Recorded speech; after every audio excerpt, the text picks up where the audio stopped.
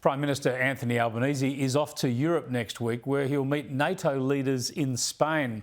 Ukraine will dominate discussion, obviously, and there's talk that our Prime Minister might even visit the Ukrainian capital of Kiev on his journey. Meanwhile, European nations are about to decide whether Ukraine should be admitted to the EU, the very move that Russia's Vladimir Putin was focused on stopping. As both sides exchange artillery fire along Ukraine's eastern front, NATO officials are worried the war could spread to neighboring countries if Moscow captures Donbass. New tensions are now rising between Russia and Lithuania. This comes after Lithuanian officials halted the transportation of goods to Russia's Kaliningrad region. Moscow has denounced the move, describing it as a hostile act against their country. While Ukrainian forces have suffered major losses over the past few weeks, President Volodymyr Zelensky says his troops will continue to hold their positions against Russian occupiers. Meanwhile, a massive vote will be held Thursday and Friday to decide if Ukraine will become a candidate to join the European Union.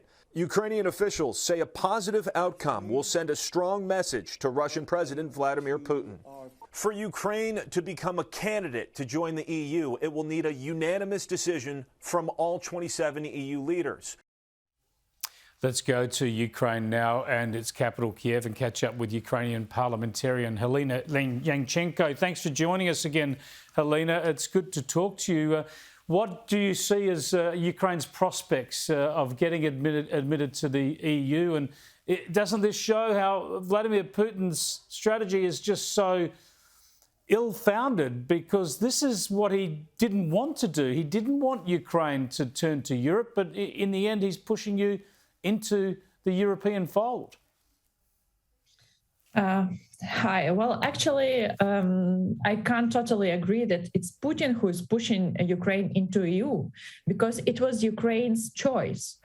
Long time before the full-scale invasion, long time even before the war on Donbass has started. European choice of Ukrainian was a choice of Ukrainian society, and we made it long time ago.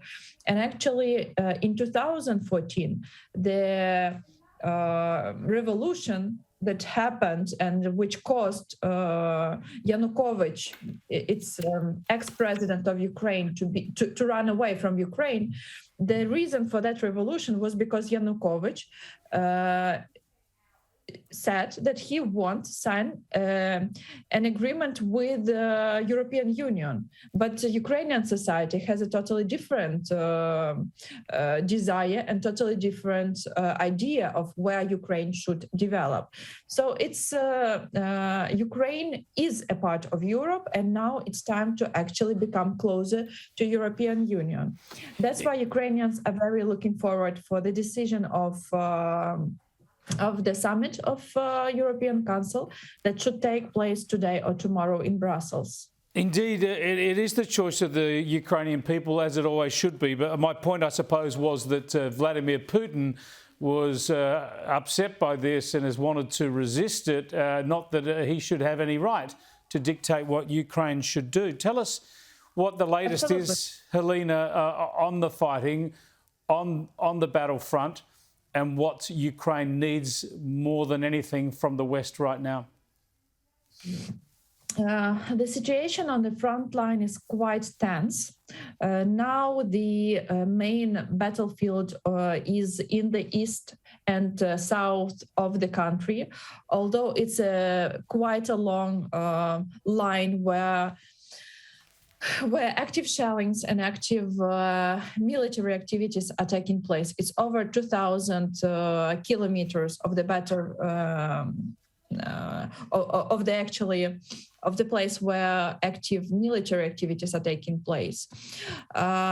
We see that Russia prevail Ukraine in the number of heavy weapon, but in the same time, their soldiers are absolutely demoralized. Russian soldiers don't want to fight because they don't see the sense. Like, what do they fight for? In contrary, Ukrainian army is very motivated because we are protecting our cities and our families. We are protecting our people, and we are trying to get enemy away from our country. But it's definitely that we need more heavy weapon.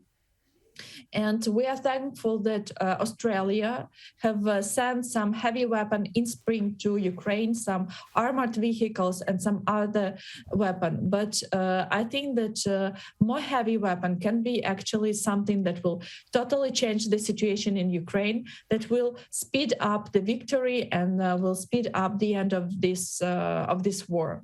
That is why the military assistance and heavy weapon remains one of the main goals of Ukrainian diplomacy and Ukrainian president in his negotiations with our foreign allies and foreign partners, and with Australia as well.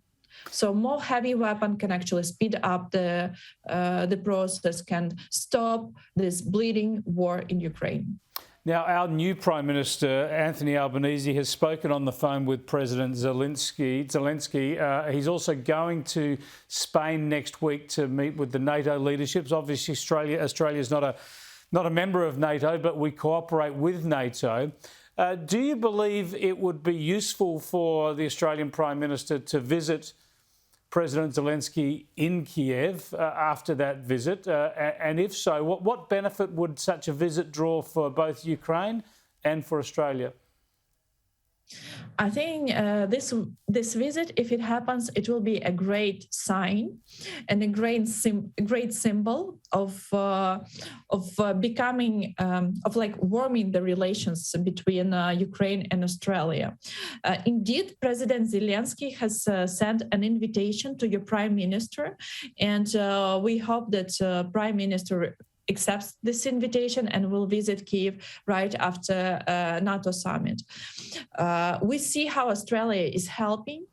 And in my opinion, such a visit can actually make cooperation more tight. Make cooperation in terms of assistance to Ukraine to win this victory on one hand, but actually we also see a lot of room for cooperation in terms of trade, in terms of food security that Ukraine can guarantee after the war is over, because Ukraine is actually has a lot to offer in terms of trade and in terms of economic cooperation.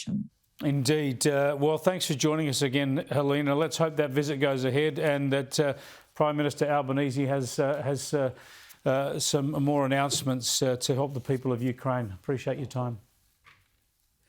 Thank you.